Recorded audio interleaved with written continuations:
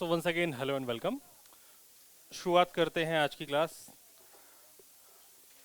हम are equivalent के questions कर रहे थे, उसी कंटिन्यूएशन में हम और क्वेश्चंस करेंगे। हम पता नहीं कौन सा नंबर का क्वेश्चन हो गया है, बाकी आप लोग देखते रहेंगे। आप लोगों का काम है वो देखना।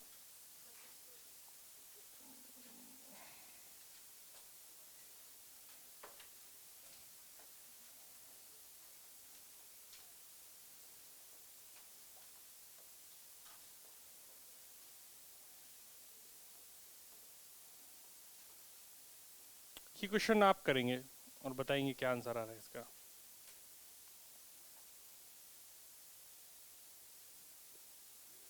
समोसे वाला क्वेश्चन भी तो करना है।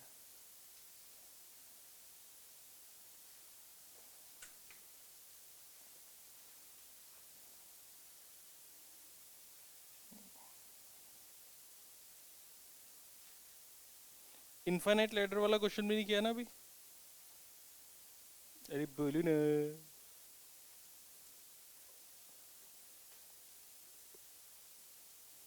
तो एक इनफाइनाइट लैडर वाला क्वेश्चन कर लेंगे।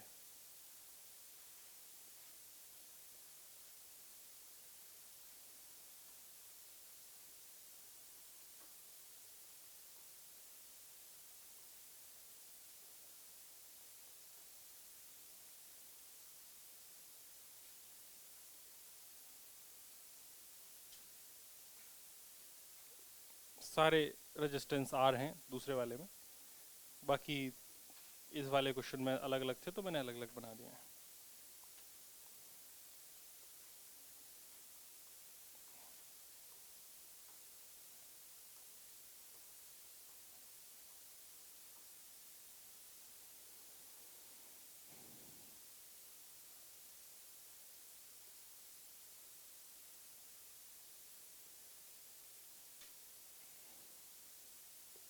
क्या है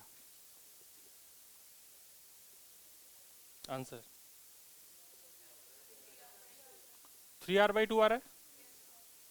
मतलब इस क्वेश्चन को करने में कोई बड़ा काम नहीं था। इस पॉइंट का नामकरण कर लेते हैं। इस पॉइंट का नाम सी हो गया। ये ए है तो ये भी ए और ए हो गए। ये बी है तो ये भी प्लेन वायर है तो ये भी बी और बी हो गया। फिर मैंने रीअरेंज करके बना लिया ए सी बी। 3 पॉइंट बना लिए। 3 पॉइंट में ए और सी के बीच में एक रेजिस्टेंस बना दिया। ए और सी के बीच में दूसरा रेजिस्टेंस बना दिया। बी सी और बी के बीच में एक रेजिस्टेंस बना दिया। सी और बी के बीच में दूसरा रेजिस्टेंस बना दिया। ये 2r, ये 2r, ये r, ये r, ये r/2 हो गया। उधर r हो गया तो आंसर हो गया 3r/2। सही है सबका? कितने लोगों का गलत है? उठाओ उठाओ उठाओ। गलत हो गया? क्या गलती किया? अच्छा, ये गलती नहीं करनी।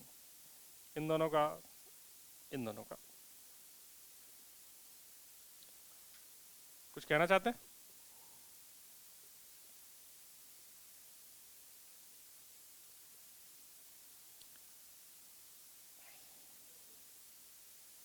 इन्फिनिट लेटर वाला क्वेश्चन कौन करेगा?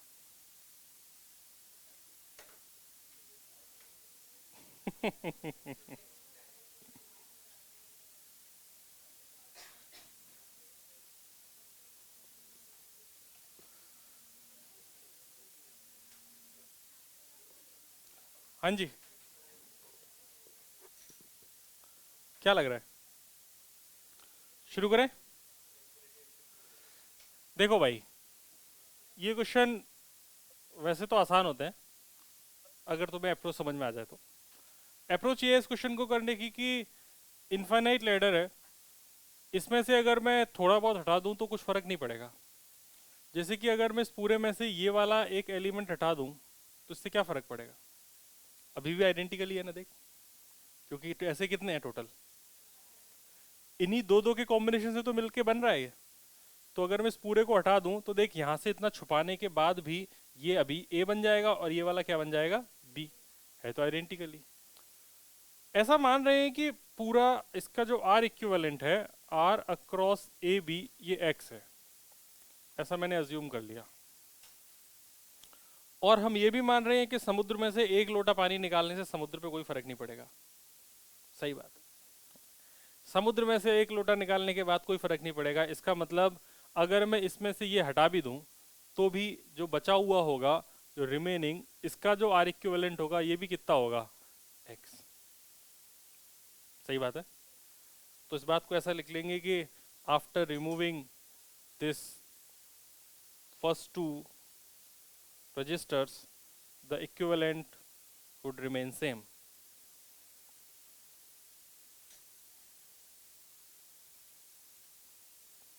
After removing these first two registers, equivalent would remain same.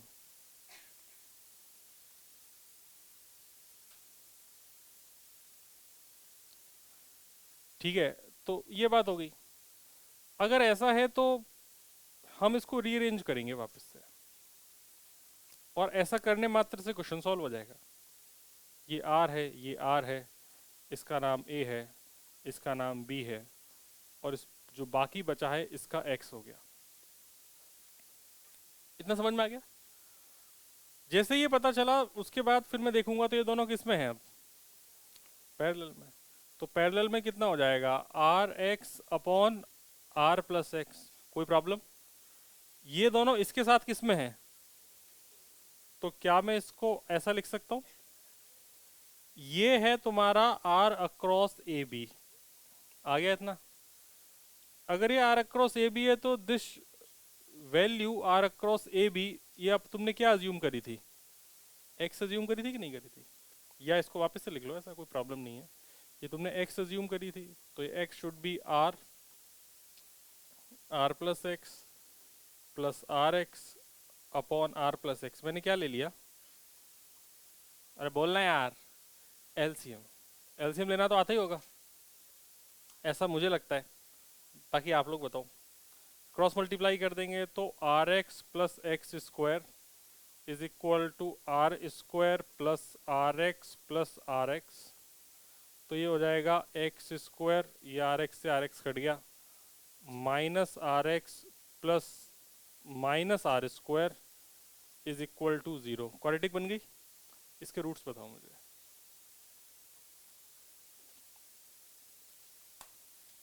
जो रूट्स है वही आंसर है। करो।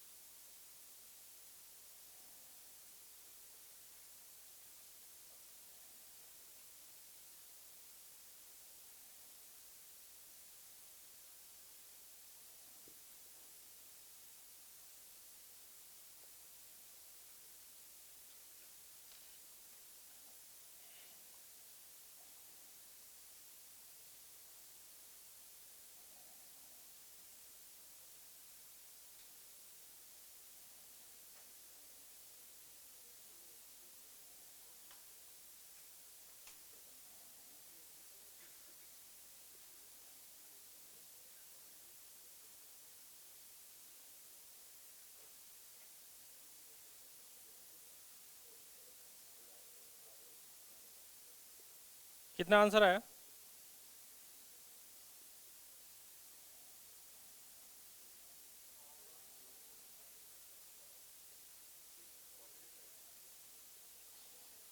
अच्छा, तो क्वाड्रेटिक से ही तो होगा।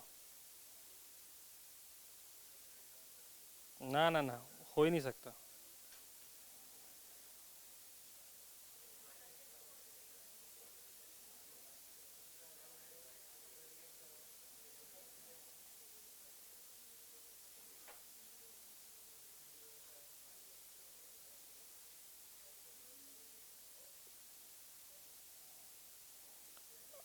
आ जाए तो बता देना।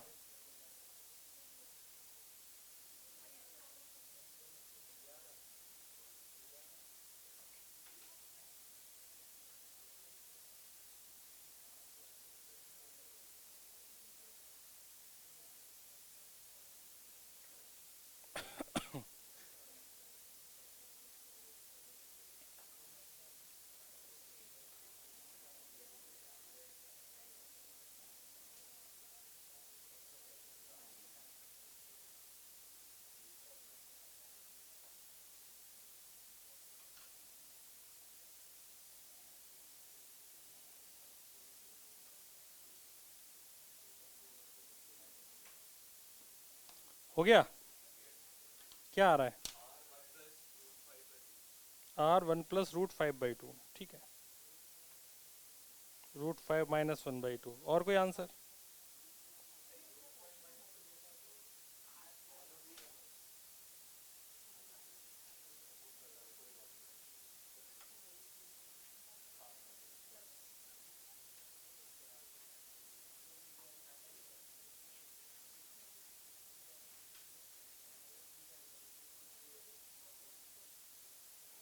ज़्यादा टाइम तो नहीं लगना चाहिए था, वैसे तो आसान क्वेश्चन नहीं है।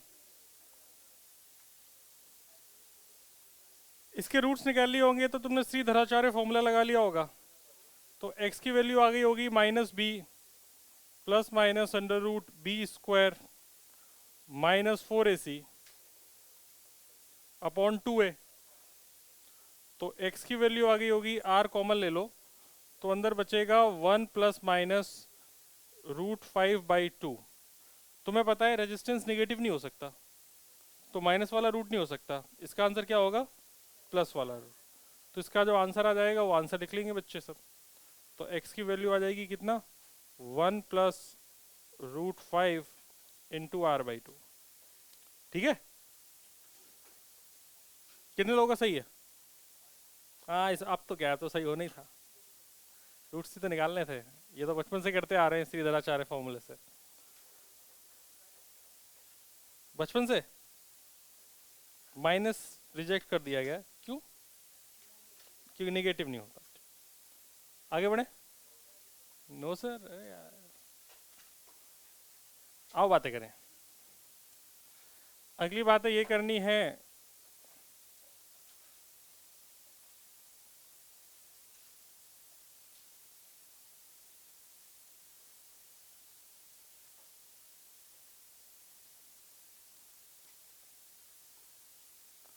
अच्छा लग रहा है। ये काजू कतली है। समोसे वाले क्वेश्चन अभी नहीं आए, अभी काजू कतली चल रही है। r × a भी निकाला जाए।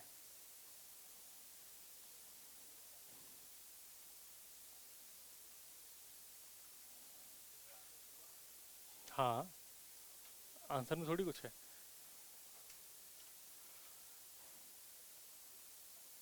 ये तो सॉल्व है, ये तो इजी क्वेश्चन है, सिंपल एकदम। तो r और r कितना हो गया? 2r। r और r कितना हो गया? 2r और 2r। सिमिलरली इसका भी कितना आ जाएगा? तो r × a भी कितना हो गया? 2r। मैंने कोई भी वापस से रीअरेंज नहीं किया, मुझे पता था तुम लोगों को एक बार में समझ में आ जाएगा, इसकी वजह से मैंने रीअरेंज नहीं किया है।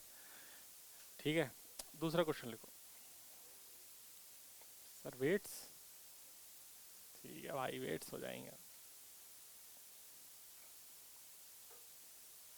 यार भाई उत्कर्ष, तुम पिछली कक्षा में नहीं आए थे? अरे, तेरा नाम तो करण है। क्या नाम है?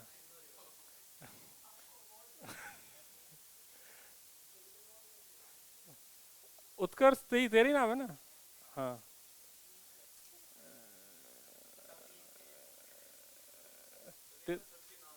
तेरा नाम आदित्य है ना? एक आदित्य जैन है, और दूसरा वाला मुझे नहीं पता कौन सा आदित्य है। कौन सा है, क्या नाम है तेरा? अच्छा है? क्या नाम है तेरा यार? बैक बेंचर सोसाइटी का प्रेसिडेंट था तू तो।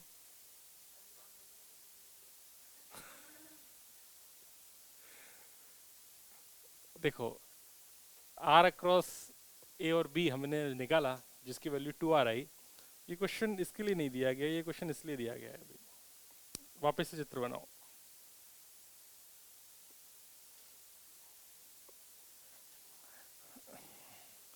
दूसरा क्वेश्चन है,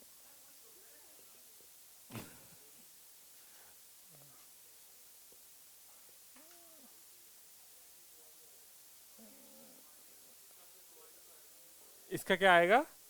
2R, बिल्कुल सही। इसमें क्या करना है? ये ऐसा है, दो तार हैं जो एक दूसरे में ऐसे मुड़ गए हैं, इनको बस उठा के ऐसा क्या कर दो, सीधा। तो ये यहां से इसको पकड़ा, इसको घुमा के सीधा कर दिया, तो इसके ऊपर से जा रहा है ना ये तो तार, तो इसका मतलब ये सीरीज में है। सही बात है। तो ये सीरीज में है, तो इसका कितना हो गया टोटल? 4R, है ना? तो ऊपर वाले का हो गया 4R, और सिमिलरली ये सीरीज में है, तो ये भी कितना हो गया? 4R, और 4R कितना हो गया? 2R। तो आंसर कितना हो गया? 2R।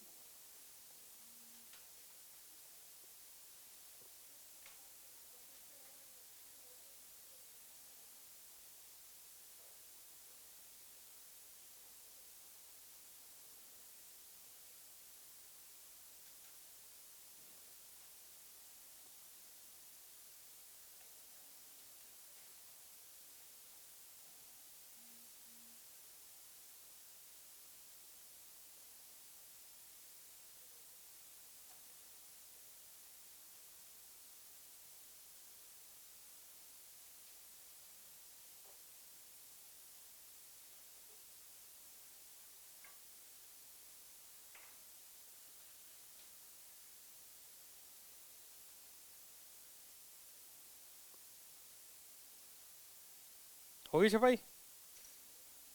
चलो भाई, अगला क्वेश्चन। एक वो वाला क्वेश्चन कराना है।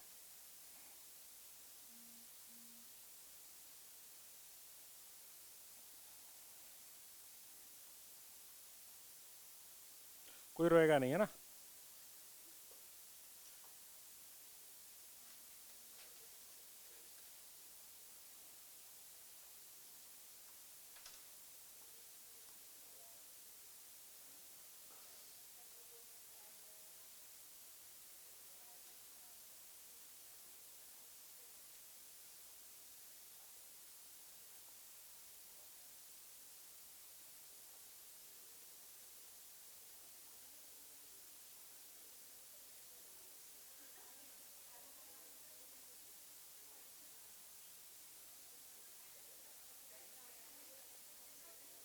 करो।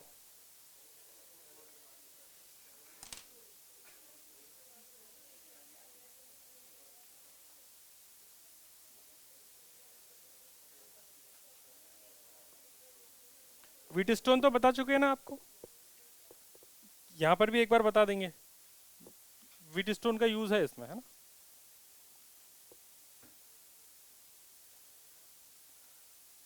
रुको, एक काम करो, व्हीटस्टोन पढ़ाई देंगे पहले। सर पढ़ा दो। ये हम, ऐसा क्यों हो रहा है?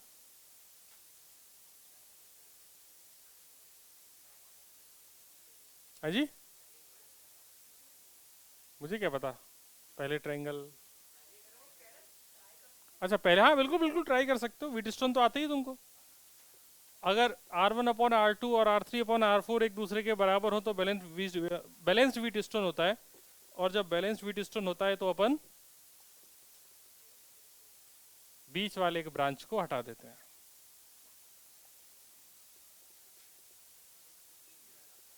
वो वही तो देखना है, देखो।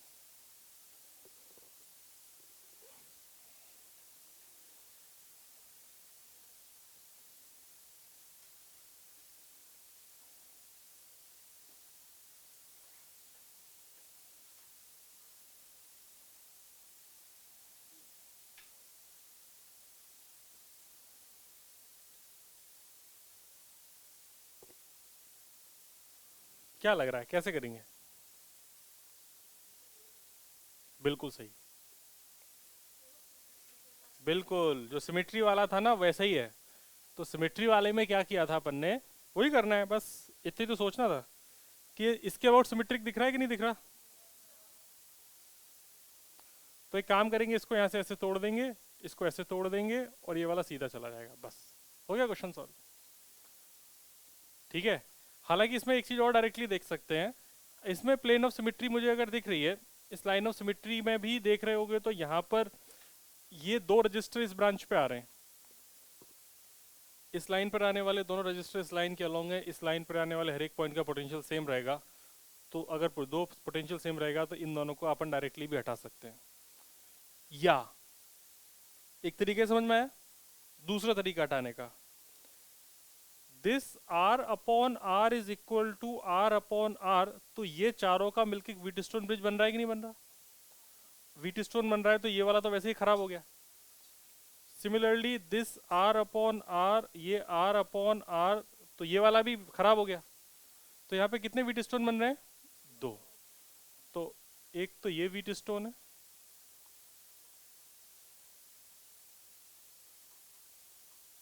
तो पहले अपन ने सिमेट्री देखी, उसके बाद क्या देखा? व्हीटस्टोन। और एक दूसरा ये व्हीटस्टोन है।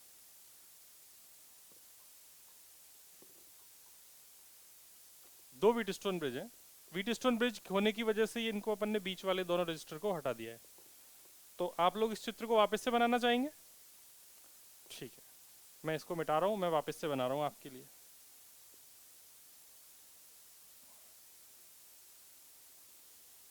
देखिए,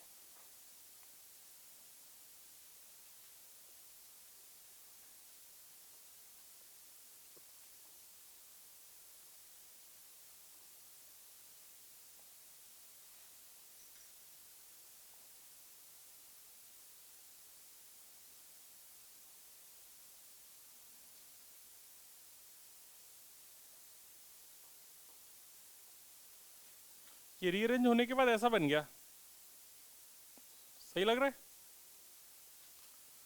तो देखते हैं, ये आर है, ये आर है, आर आर आर आर, तो इसका तो पूरा आर बचा बस मेरे हिसाब से तो बस। सिमिलरली इस वाले का भी कितना बचा? आर। ये आर, ये आर, ये आर, तो टोटल कितना हो गया? 3R। तो इसके बाद अगर रीअरेंज करूंगा तो ऐसा दिख रहेगा, ऊपर हो गया ये 3R, बीच वाली ब्रांच का कितना हो गया? 2R, नीचे वाली ब्रांच का भी कितना हो गया? 3R। ये R, ये R, ये R, तो R R R सीरीज में कितने? 3R। ये R, इन चारों का R, ये R, ये भी कितना हो गया? 3R। समझ में आ रहा है? ठीक। तो 3R और 3R, और 3R और 3R कितना हो गया? 1.5R। और नीचे कितना हो गया ये? 2R। अब 1.5R और 2R को अपन सीधा R इक्विवेलेंट निकाल लेंगे, R अक्रॉस ए बी, मतलब 1.5R into R upon 1.5R plus 2R, ये 2R है। तो ऊपर तो बच गया 3R और नीचे हो गया 2 और 1 3, 3.5, मतलब 7/2, मतलब 6R/7। ये आंसर आ रहा है। सोच लो, समझ लो, कोई डाउट है तो पूछ लो। अच्छे क्वेश्चंस का दौर शुरू हो चुका है वैसे, तुमको धीमे से पता चल गया होगा।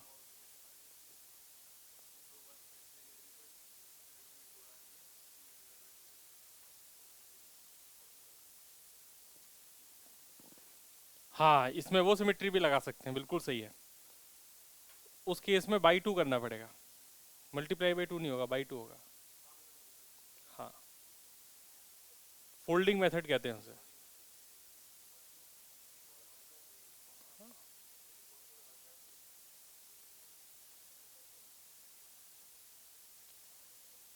ये क्या बोल रहा है तुम्हें समझ में आया? देखो, देखो एक सिमेट्री तो इस लाइन के अलोंग है, इसमें तो कोई डाउट ही नहीं है, ये तो सॉल्व हो गया।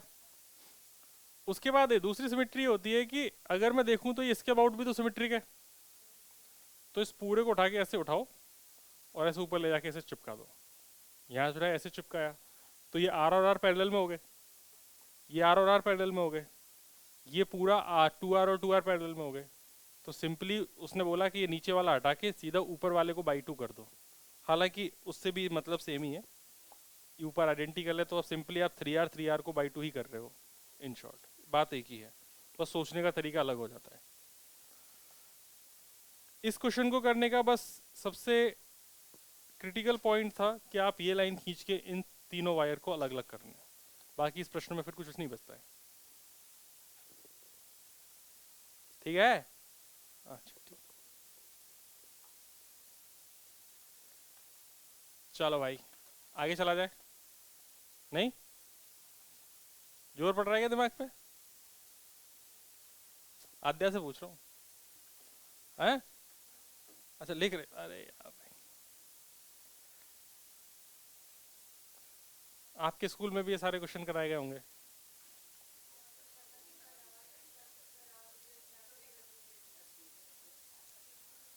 अच्छा कोई बात नहीं, थोड़ा सा और पढ़ेंगे ना। वैसे क्वेश्चन तो बहुत हैं, इसमें बहुत प्यारे प्यारे क्वेश्चन होते हैं यार इक्विवेलेंट के। और देखने हैं? देखते हैं और देखते हैं। हाँ समोसा वाला भी तो बाकी है, उसका पूरा ध्यान समोसे पे केंद्रित है। सर समोसा कब मिलेगा? इससे पहले मैं वीट स्टोन एक बार बता देता हूँ, क्योंकि लिखाना तो पड़ेगा ही। तो हेडिंग लिख लो वीट स्टोन ब्रिज, हालांकि क्वेश्चन मैं पहले ही करा दिया हूँ। और हम जो बात कर रहे हैं वो बैलेंस्ड की कर रहे हैं, क्योंकि बैलेंस्ड के अलावा अभी करने की हम लोगों की स्थिति नहीं है। केवीएल केसीएल पढ़ लेंगे उसके बाद कर सकते हैं।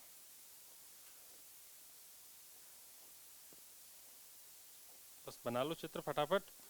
R1, R2, R3, R4, इस पॉइंट का नाम A, इस पॉइंट का नाम B, इसका नाम R5।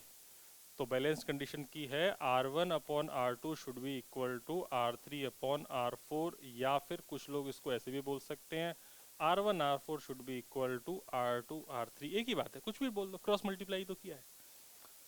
या कुछ लोग ऐसे भी बोल सकते हैं R1 अपॉन R3, सारी बात लिखा ही देते हैं, R1 upon R3 is equal to R2 upon R4। ये बात हम कर चुके कैपेसिटर में बड़े अच्छे से। क्या तुम्हारे पेट में कोई दर्द है क्या? नहीं है तो अच्छी बात है। तो बैलेंस कंडीशन में बात ये थी कि अगर ऐसा है, इफ ये कंडीशन सेटिस्फाई कर रही है, then potential of A is equal to potential of B.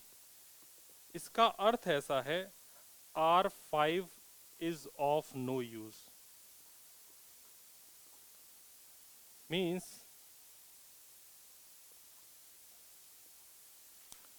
current in the R5 branch is 0। ये जो बीच वाली ब्रांच है इसमें कोई भी करंट फ्लो नहीं करेगी। जो करंट है I1 अगर इधर गई तो इधर I1 पूरी की पूरी चली जाएगी, इधर अगर I2 गई तो पूरी की पूरी I2 चली जाएगी, जो I3 होगी उसकी वैल्यू 0 रहेगी। ठीक है दोस्त, अगर इस बीच वाली ब्रांच में एक एमीटर लगा दिया जाए, एमीटर का काम क्या होता है? करंट को मेजर करना। तो एमीटर कितनी रीडिंग शो करेगा? 0। तो जो एमीटर की रीडिंग होगी वो कितनी हो जाएगी? 0। तो इसको ऐसा भी लिख सकते हैं कि reading of ammeter will be 0।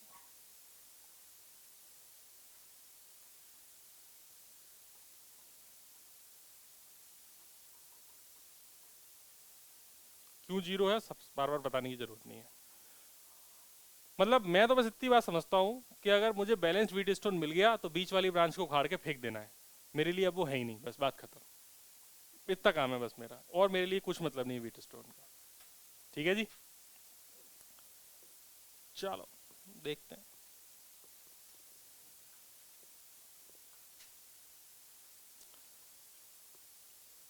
आगे बढ़े? नो सर, अच्छा छाप रहे हो।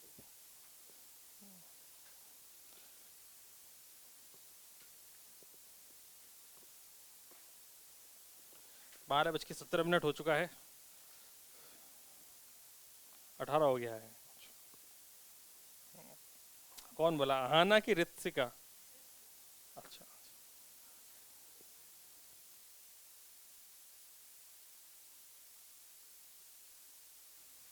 Hello hello hello.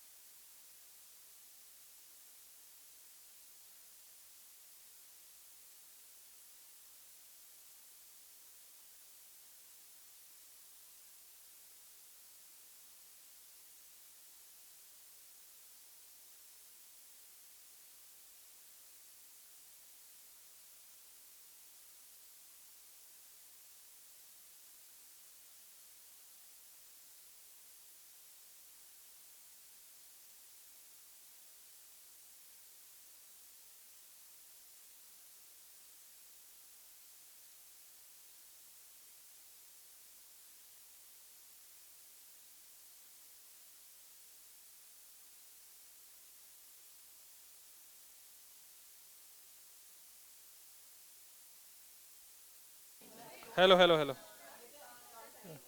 ये एक्चुअली ये वॉर टैक्टिक्स होती हैं, ये इंफॉर्मेशन वॉर भी है ना, पैनिक क्रिएट करने के लिए। तो चलता रहता है ये, मजा आता है। अपन को उल्लू नहीं बनना है, अपन बॉर्डर पे जाके नहीं लड़ सकते, अपन को इन्हीं सब बातों का ध्यान रखना है।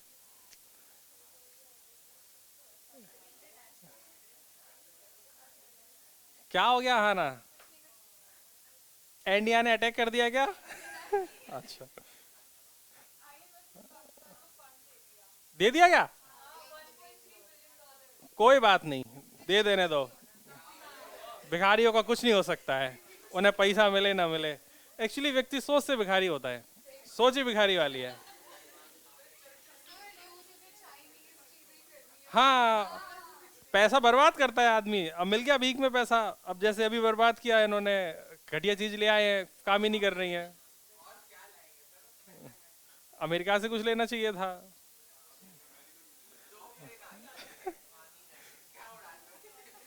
अब समस्या ये है कि चाइना से पानी भी नहीं आ सकता है, पानी तो इंडिया से ही लेना पड़ेगा जी। भाईजान आप ऐसा ना करें, आप हमारा पानी ना रोके। आओ भाई देखें, क्वेश्चन करते हैं।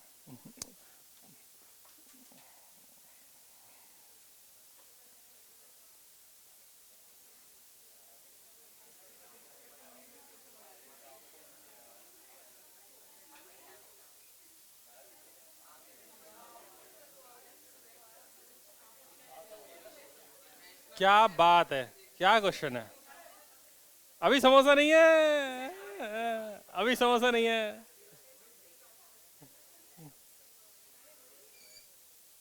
अरे,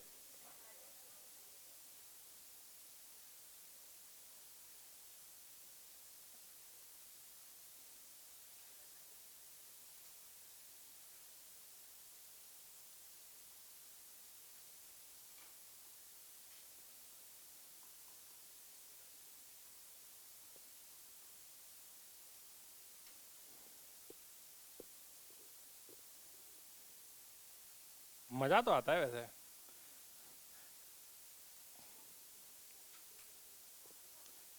समोसा। ओ, ये है समोसा? ये क्या बदतमीजी है? कौन सी है? किसने किया? बड़ा अगर उसने घूंसा भी मार दिया ना।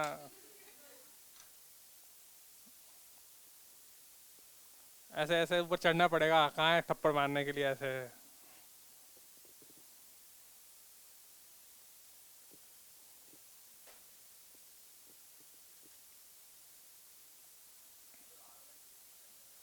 क्या बेटे? ठीक है। R/2। क्या लग रहा है? क्या इसमें व्हीट स्टोन दिख रहा है तुमको? तुझमें रब दिखता है यारा, मैं क्या करूं? ऐसे ही तुझमें व्हीट स्टोन दिखता है यारा, मैं क्या करूं? मैं इसको हटा दूं। हटा दिया जाए। अपन ने इस बीच वाले को हटा दिया क्योंकि this R/R is equal to R/R। मेरा काम खत्म। अब मेरे लिए क्या हो गया? हाँ, ये ऊपर वाले 2R, ये 2R और ये R, यही तो बचा। ये ऊपर वाली ब्रांच का 2R, इस वाली ब्रांच का 2R और इस वाली ब्रांच का R। हो गया A और B के बीच का। वो जब समझा रहा होता हूँ तो इधर देखा करो, निबट जाओगे वरना। क्योंकि मैं काफ़ी बातें ऐसे ही हैं, इसमें कुछ लिखाने लायक है नहीं, देखने से ही समझना है सब। तो ये दोनों 2R, ये दोनों 2R, 2R 2R, R, R और R, R/2। तो R इक्विवेलेंट हो गया R/2। मिश्रा जी समझ में आ रहा है क्या? झूठ बोला है? हाँ? कौन सा? हाँ, तुम्हारा क्या नाम है? और तुम्हारा क्या नाम है? अमन मिश्रा। अमन, अंकित? अंकित। मिश्राइन तो नहीं ना कोई?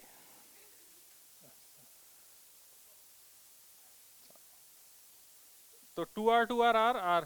चमका रहा भाई? ठीक। बैकलॉग कंप्लीट कर लेना। दूसरे वाले का आंसर के बारे में डिस्कशन किया जाए। बिल्कुल सही है। इस क्वेश्चन को करने पे देख रहा होगा, समझ में नहीं आ रहा होगा ये है क्या। तो जैसे समोसा खाते हैं ना, समोसा खाते तो ऐसे बीच में से पकड़ते हैं और उसको ऐसे बीच में से टुडुंग फाड़ देते हैं। ऐसे पकड़ो समोसे की दोनों मुंडी और ऐसे खोल दो ऐसे। मंगवा के दिखाते हैं ना। हाँ ना। ये बात सही कही है, भूख तो मुझे भी लग रही है। तुम लोग कभी पार्टी वार्टी नहीं देते मुझे। मैं मैं मतलब किस खुशी में? हाँ। ऐसा ऐसा क्या हुआ है कि मैं पार्टी दे दूं? क्या? क्या लाहौर पे कब्जा हो गया है क्या? अभी नहीं हुआ ना? भाई का बर्थडे है? ठीक है। तो क्या पार्टी मतलब क्या ऐसा रात वात में है? अच्छा।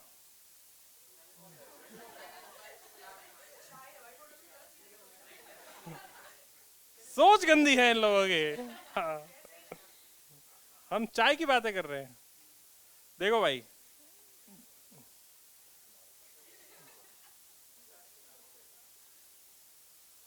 ये तो खुल गया समोसा।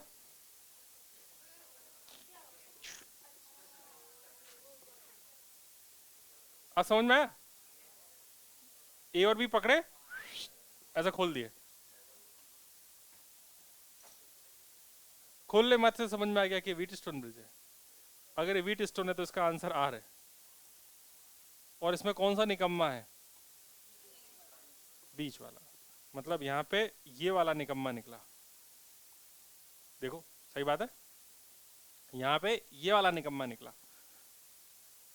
और तुम्हें दिखाऊं व्हीट स्टोन, बड़े क्यूट क्यूट होते हैं व्हीट स्टोन, देखने से नहीं मालूम पड़ते।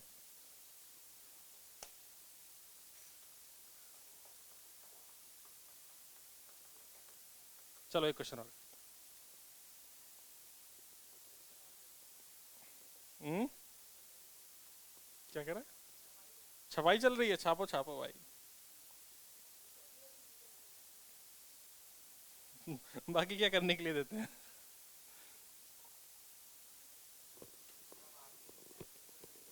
हाँ हाँ हाँ। अच्छा।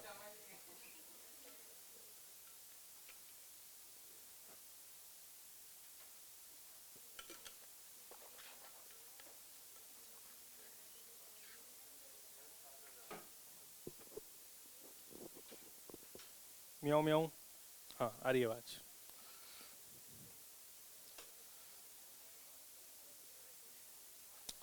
अगला क्वेश्चन।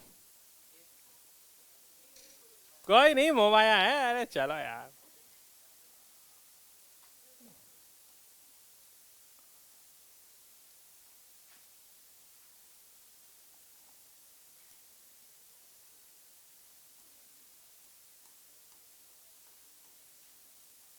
करो।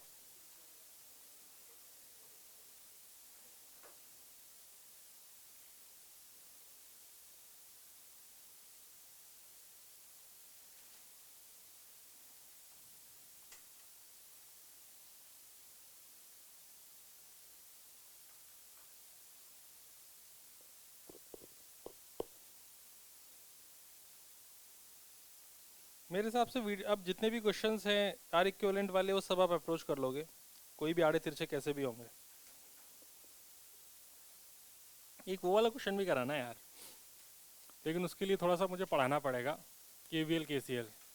और मुझे याद दिलाना, क्यूब वाला, आर इक्विवेलेंट ऑफ क्यूब।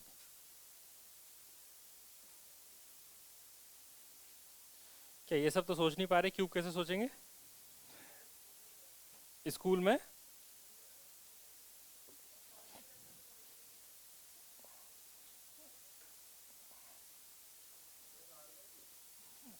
पता नहीं, नो आइडिया।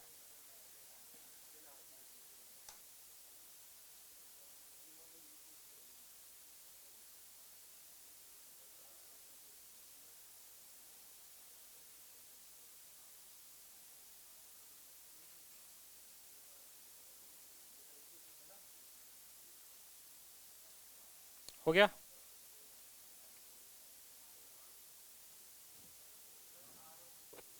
अजी, मुझे नहीं पता है इसका आंसर। आओ सब लोग मिलके आंसर निकालते हैं इसका।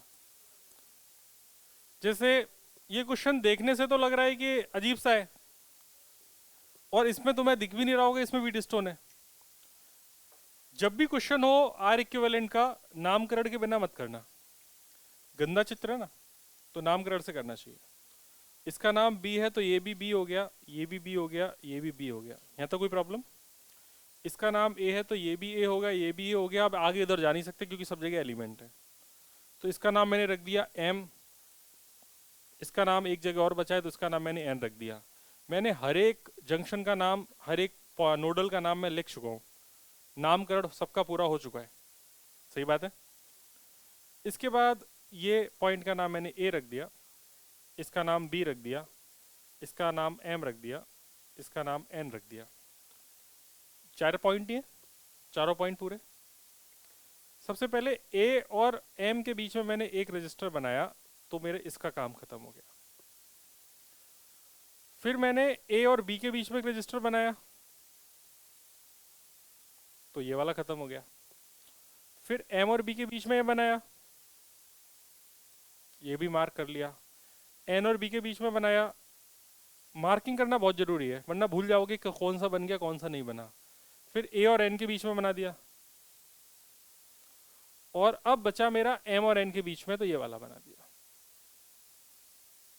अब लग रहा है अच्छा, अब एक बार में समझ में आ गया। अब कुछ नहीं करना। कौन सा वाला बेकार है इसमें? एम और एन के बीच वाला, मतलब ये वाला मेरा किसी भी काम का। अब क्या वहां पे देखने से तुम्हें लग रहा है कि व्हीट स्टोन है? नहीं, तो इसका मतलब ये बेकार है। ये R R R R R R, तो ऊपर वाले का तो कितना आ गया इक्विवेलेंट? आर, और ये इसका आर, तो आर अक्रॉस ए भी कितना हो गया? R/2। ठीक है।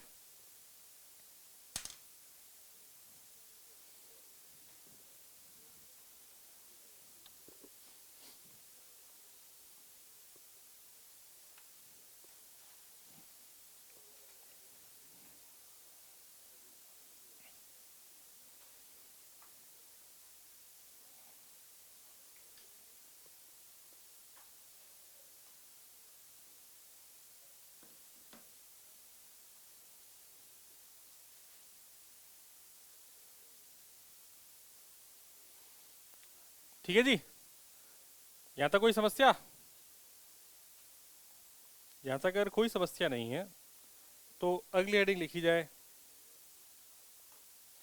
Kirchhoff's law. Kirchhoff's law, KIRCHOFF,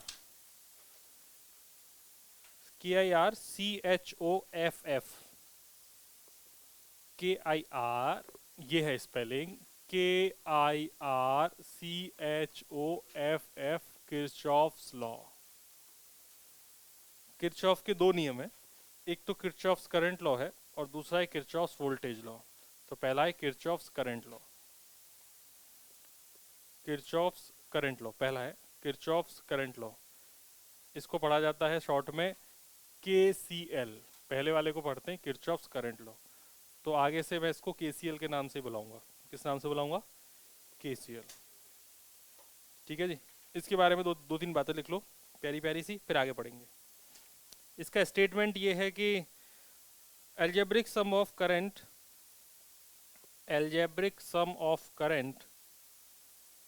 at any junction is always zero।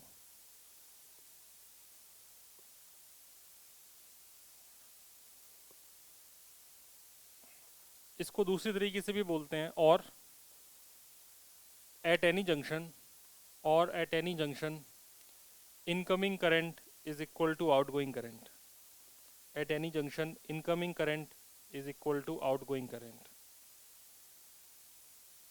Next important point star करके लिख लेंगे इसके बारे में, KCL is based on conservation of charge। KCL is based on conservation of charge।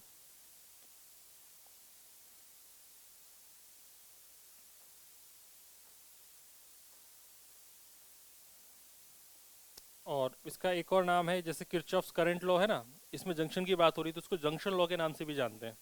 तो इसका एक नाम और लिख लेना, जंक्शन लॉ।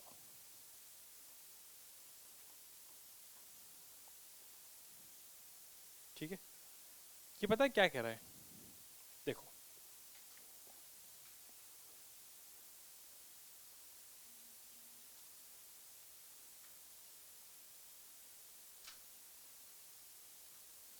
मैंने कुछ बनाया है, ये प्यारी सी चीजें दिख रही हैं। जैसे मैंने बोला कि यहां से I1 करंट आई, यहां से I2 करंट आई, इधर कुछ I3 चली गई, इधर कुछ I4 चली गई। तो ये एक जंक्शन बना है कि नहीं बना? जंक्शन कहते किसे हैं? जहां पर दो या दो से ज्यादा ब्रांचेस मिल रही हो, जहां पर दो या दो से ज्यादा ब्रांचेस मिल रही हो। तो ये सारे जंक्शन है, ये भी एक जंक्शन है, ये भी एक जंक्शन है। तो मैं एक जंक्शन लेके समझा रहा हूं। यहां पर मैं ऐसा बोल सकता हूं कि पहला मैंने बोला कि जितनी भी करंट है, क्या पहले स्टेटमेंट क्या लिखाया था? एज इट इज पढ़ो, algebraic sum of current at any junction is always zero. तो एल्जेब्रिक सम का मतलब ये है कि यहां पर कुछ इनकमिंग है, कुछ आउटगोइंग है। अगर एल्जेब्रिक सम करना है तो आउटगोइंग वाले को मैंने पॉजिटिव मान लिया और इनकमिंग वाले को मैंने कैसा मान लिया? नेगेटिव। तो मैं ऐसा लिखूंगा, -I1 -I2 plus I3 plus I4, this should be equal to sigma I incoming या sigma I out is equal to 0, ऐसा भी बोल सकते हैं। सारी नेट आउटगोइंग लिखी है। नेट आउटगोइंग जब शब्द का इस्तेमाल कर रहा हूं तो इनकमिंग को भी माइनस लगा के मैंने क्या बना दिया? आउटगोइंग। ठीक, तो चाहो तो इसको लिख लो या मत लिखो, एक ही बात है। दूसरे शब्दों में नेट आउटगोइंग की तब नहीं, जंक्शन पे करंट जीरो थोड़ी है। जंक्शन से या तो टोटल जाने वाली करंट या फिर टोटल आने वाली करंट जीरो है। अगर मैं टोटल शब्द नहीं इस्तेमाल कर रहा तो मैं ऐसा बोल दूंगा, I1 plus I2 is equal to I3 plus I4। I1 plus I2 है इनकमिंग, लेकिन ये नेट नहीं है, ध्यान रखना, ये सिर्फ इनकमिंग है, और ये है आउटगोइंग। दूसरे शब्दों में मैंने इसको लॉ को ऐसा लिखाया कि या तो मैं ऐसा बोल दूं, किसी भी जंक्शन पे जितनी करंट आएगी उतनी करंट जाएगी, जंक्शन कोई भी करंट नहीं खाएगा।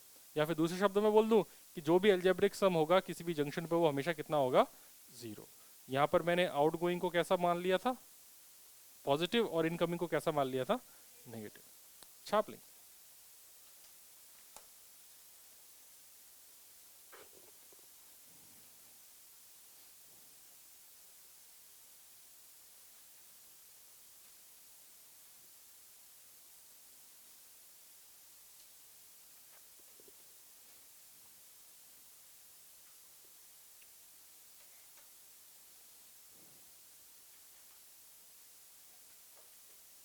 अगली हेडिंग लिखी जाए। क्या करोगे इतना लिख के, सब मुंह में है।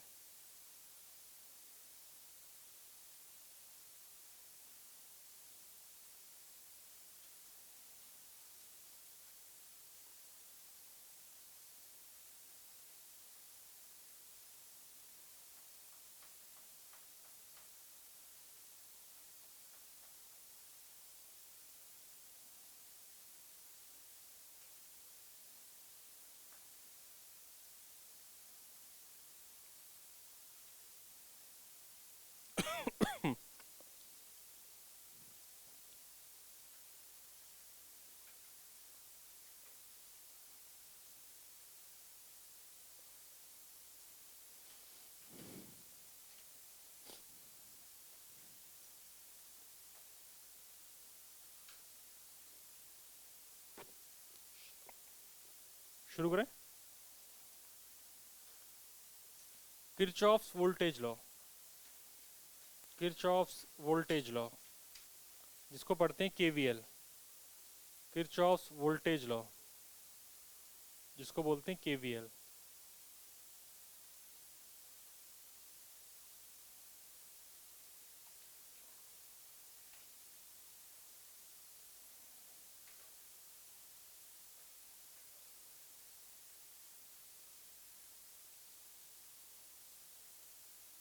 लिखा जाओ, it is based on conservation of charge, it is based on conservation of energy, it is based on conservation of energy.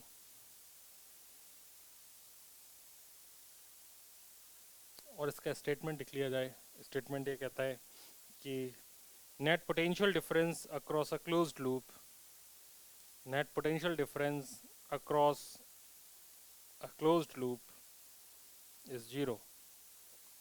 Net potential difference across a closed loop is 0.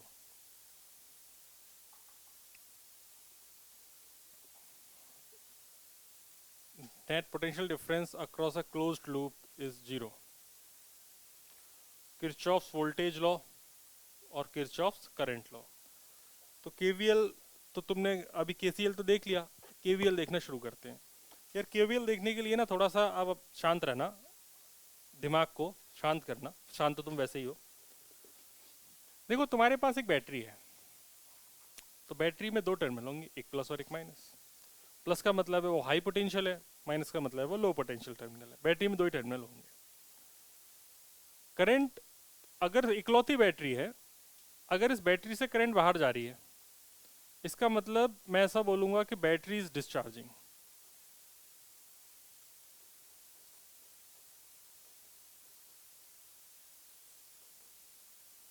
और अगर इस बैटरी के अंदर इसके पॉजिटिव टर्मिनल में current घुस रही है, इसका ईएमएफ ई है। ईएमएफ क्या होता है? दोनों टर्मिनल के बीच का पोटेंशियल डिफरेंस, इलेक्ट्रोमोटिव फोर्स। तो E is terminal potential difference, या ई को वैसे तो बोलते हैं इलेक्ट्रोमोटिव फोर्स।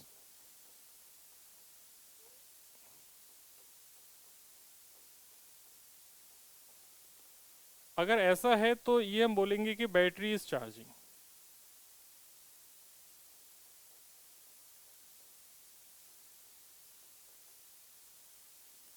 बैटरी चार्ज हो रही है। अगर इसके पॉजिटिव टर्मिनल से करंट बाहर जा रही है तो बैटरी डिस्चार्ज हो रही है। अगर करंट अंदर आ रही है तो बैटरी चार्ज हो रही है। दूसरे शब्दों में मैं ऐसा बोल सकता हूं कि ये मैंने जो बात कर रहे हैं ये दोनों आइडियल बैटरीज हैं।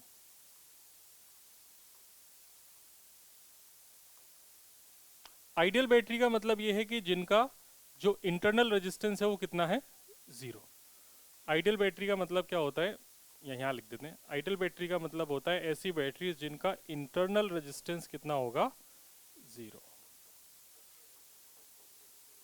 यस, इंटरनल रेजिस्टेंस जीरो है, लेकिन कुछ नॉन आइडियल बैटरीज होती हैं।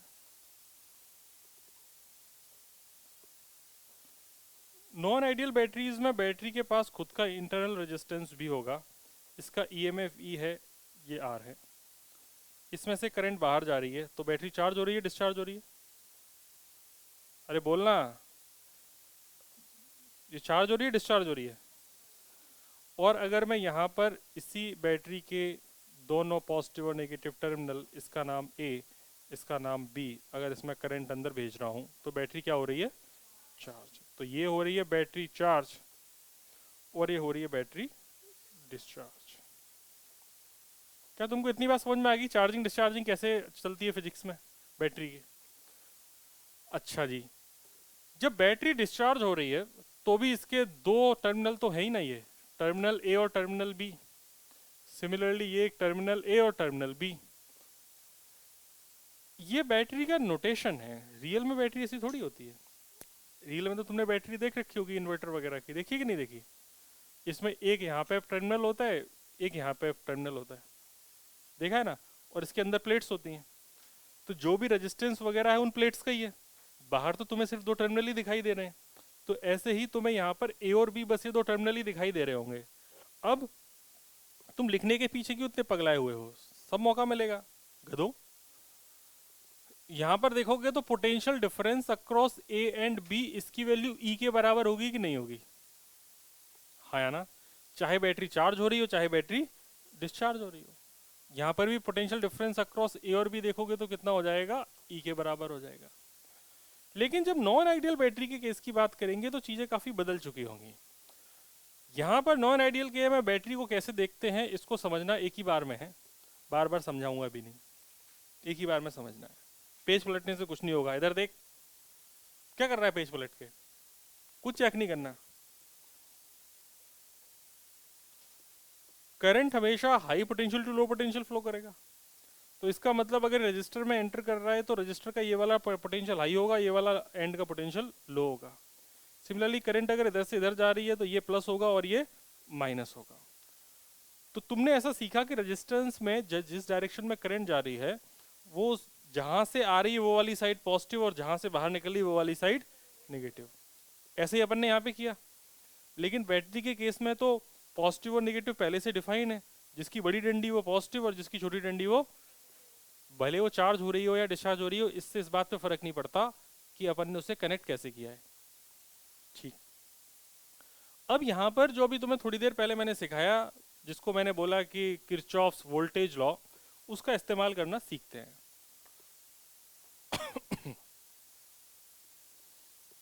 किरचॉफ्स वोल्टेज लॉ में तुम्हें इस बात के बारे में इल्म है कि नहीं है? इल्म समझते हो? हाँ, कभी पाकिस्तान की न्यूज चैनल सुनो। तो V is equal to I R, V is equal to I R में हम यहाँ पर इस्तेमाल करना चाहेंगे। देखो कैसे करेंगे, लिखना सीखते हैं। सबसे पहले तुम किधर से भी शुरू कर सकते हो, लेफ्ट से राइट से कोई फर्क नहीं पड़ता। मैं राइट से शुरू कर रहा हूँ, तो मैंने लिखा सबसे पहले पोटेंशियल ऑफ ए, जो भी ए का पोटेंशियल रहा होगा। उसके बाद इस बैटरी को क्रॉस करूंगा, तो जो क्रॉस करूंगा वो वाला साइन लेना है। जिस टर्मिनल से मैं बाहर निकल रहा हूँ, मैं अगर लेफ्ट से राइट जा रहा हूँ, मैं जा रहा हूँ लेफ्ट से राइट। तुम इस चीज को लिखना, मैं कैसे लिख रहा हूँ इसको, लेफ्ट से राइट। तो इधर मैं आउटर टर्मिनल मेरे लिए कैसा है, नेगेटिव है कि नहीं बैटरी का? फिर जब इस सेल से बाहर निकलूंगा तो इसका टर्मिनल कैसा होगा, नेगेटिव या पॉजिटिव? तो मैं लिखूंगा प्लस। और कितना पोटेंशियल डिफरेंस रहा होगा इस रजिस्टर के अक्रॉस? आई आर, क्योंकि V is equal to I R होता है, तो कितना पोटेंशियल डिफरेंस इस रजिस्टर के अक्रॉस रहा होगा? I R. जैसे ही तुमने इसको क्रॉस किया तुम कहां पर पहुंच गए? B पर, तो तुमने B का पोटेंशियल मिल गया। लिखना सीखे, उल्टा लिखना सीखते हैं। अब मैं राइट से लेफ्ट दे रहा हूं, तुम लोग बताओ पहले किसका पोटेंशियल लिखूंगा मैं? तो मैंने लिख दिया VB। फिर आई आर प्लस में या माइनस में? क्यों? क्योंकि बाहर निकल रहे हैं तो माइनस, फिर यहां पर बाहर निकल रहे हैं तो क्या? प्लस। तो प्लस क्या? ई। कहाँ पर पहुंच गए? क्या दोनों चीजें समझ में आ गई? देखो मैथ्स के हिसाब से तो तुम्हें दोनों इक्वेशन इधर उधर करके लिखी हुई हैं, उसमें कोई अंतर नहीं है, लेकिन सोचने में बहुत अंतर पड़ा ना।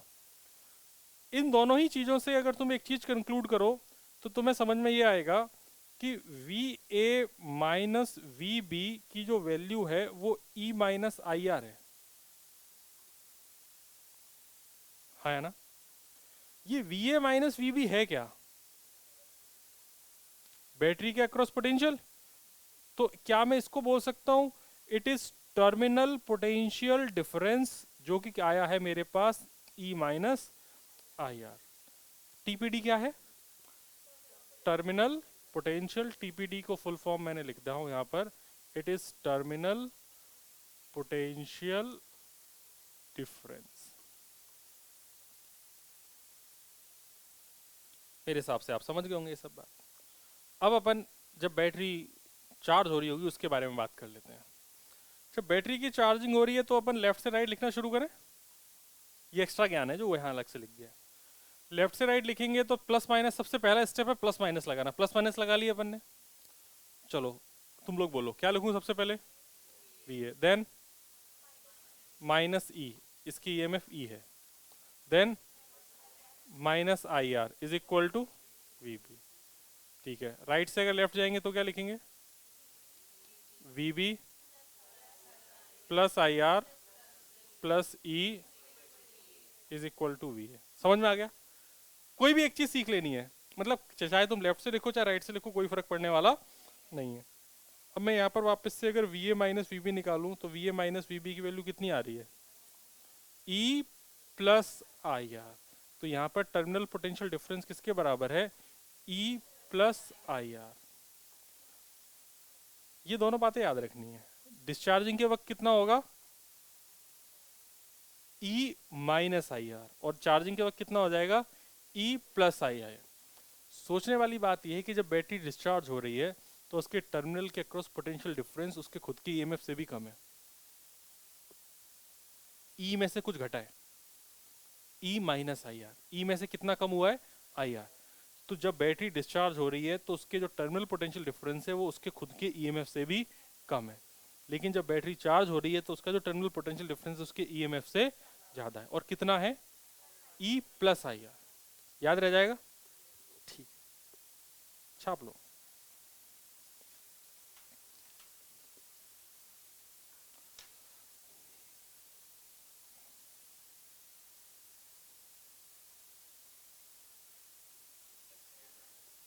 देखो अब हम बात करना चाह रहे हैं,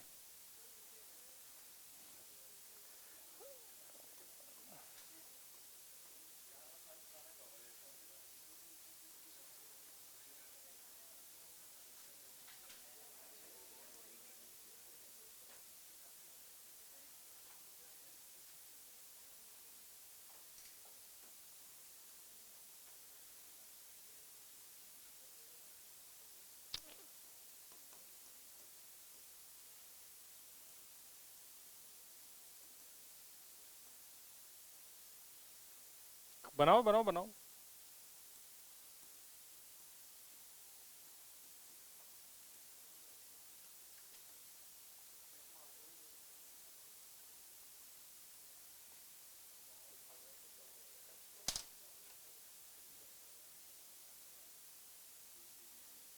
हाँ जी मेरे भाइयों और बहनों, चार्जिंग के वक्त टर्मिनल पोटेंशियल डिफरेंस कितना हुआ करता था? ई प्लस आई आर। तो ये मैं v बराबर ई प्लस आई आर लिख ही सकता हूँ, इतना हक तो है ही मुझे। तो मुझे जो ग्राफ बनाना है वो ग्राफ बनाना है v वर्सेस आई का। बनाओ। मैथ्स तो आती है तुमको?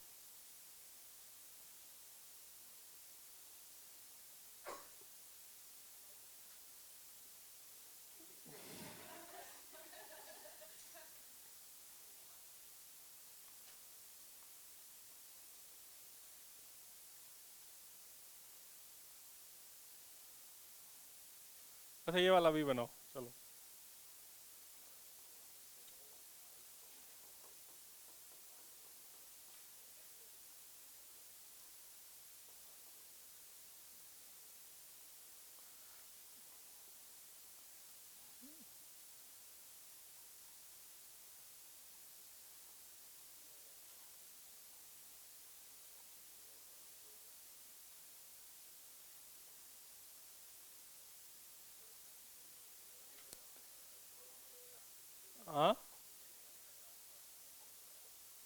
देखो देखो, मुझे नहीं पता है, मैं जानती नहीं कुछ, मैं तो भूल गया सब।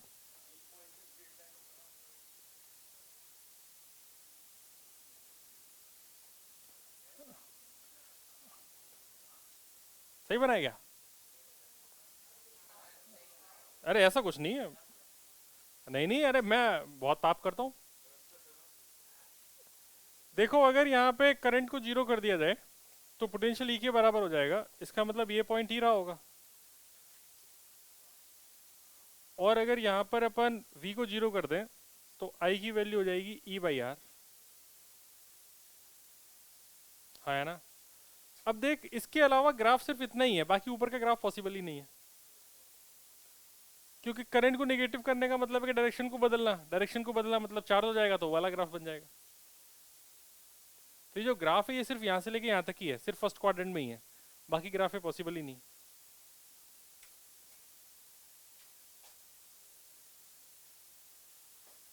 इसमें वो भी ऑप्शन नहीं ना, डॉट वाला, इसको ऐसा बना देते हैं। अरे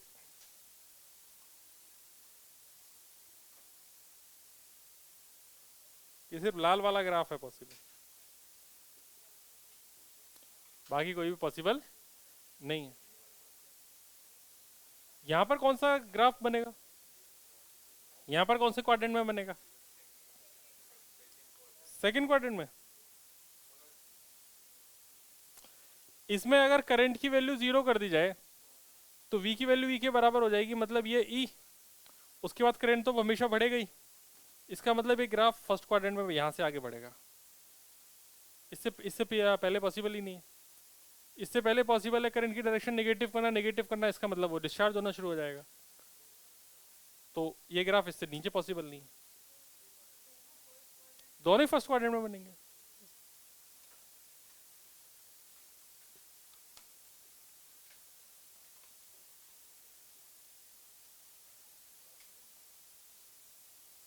अब तुम लोग इतना प्यारा क्वेश्चन कर रहे हो तो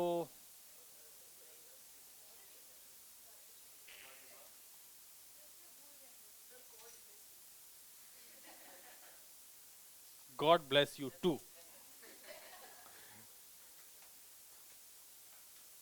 मैं क्वेश्चन भूल जाऊंगा, क्वेश्चन याद आ गया मुझे, करो। अरे मैं क्वेश्चन अभी भी नया बनाया दिमाग में, वो भूल जाऊंगा ना। मुझे थोड़ी याद है क्वेश्चन क्या है। नहीं नहीं नहीं, ऐसा थोड़ी होता है। देखो अभी 2 मिनट एक्स्ट्रा हुआ है, अपन 2 मिनट और पढ़ेंगे बस। अरे नहीं यार, अरे ऐसा नहीं होता। आ, अच्छा चलो ठीक है, सुनो।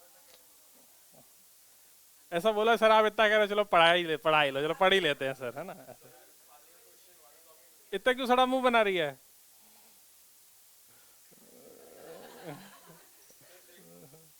पढ़ना तो पड़ेगा। देखो क्वेश्चन ऐसा है कि कैसा है।